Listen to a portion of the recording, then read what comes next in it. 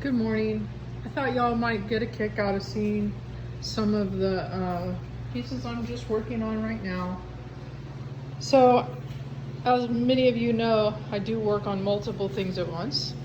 So, I always have a few smalls going. I make them simultaneously so that my time and effort is best served. Because, I have to, a lot of the stuff is redundant, cutting the wood, doing the edge. So if I do them all together, then even though they all come out individually and different, it's just more efficient. And obviously I haven't filled in the back areas of these. And I'm also working on this commission. These are some friends of mine who've been buying my art for many moons. They bought the first horse that was like this, but it was inverted. Or actually, this would be the inverted one. The first one was flipped, and they asked for a sister piece. So this piece is almost done. You can see again up here where I haven't finished filling in. And then all of this is nice and tight, but just enough spacing everywhere for there to have grout, for there to be grout to go in. This is just a wooden frame. I'm not going to be using these much anymore, mostly because the ones I like are now unavailable, and mostly it's just, crappy frames out there. So instead, I have started making my own panels finally. So this panel I made, whoops, I guess that wasn't glued down.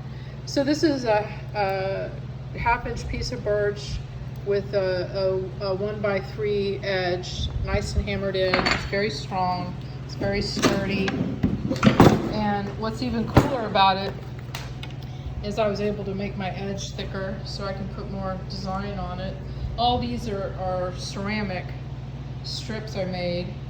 I rolled this cool texture into it and then put this black patina on it. And then, so it's just very three-dimensional. It's a pomegranate tree. It's about halfway done. So pomegranate tile, the bushes here, all these leaves are handmade tile. The fox, I seem to be going through a fox thing. The fox is handmade tile. The tree is made of hand-cut glass. And this is all carnelian stone. And eventually I will fill all this in. I was playing around with this lotus flower and this piece of jasper. Anyway, so that's fun. And then, there's my original sketch. Doesn't always come out an exact duplicate because my work is actually very spontaneous, and I don't like to be restricted by previously decided concepts that aren't open to flexibility. So this is another piece I'm making. Again, I made the panel same way, same exact way. This is one of my plays with urban city to nature. And again, this is clay. The cityscape is clay. Flower is clay. This is clay. All these little people. Clay. Clay. Clay. Clay, and then my traditional glass work and semi-precious stones and found objects. I'm really into the clay in case. This is what my table normally looks like, y'all. See, when I let y'all come visit, I clean all this up because, well, frankly, it's not really safe, especially for little tender hands that might think it's a good idea to touch the table. I dropped a piece of glass the other day, and it broke like this, and I saw, oh, look at that, it looks like a bird. So I think this piece of glass may have to turn into that at some point. And then over here in the corner, there's another work table.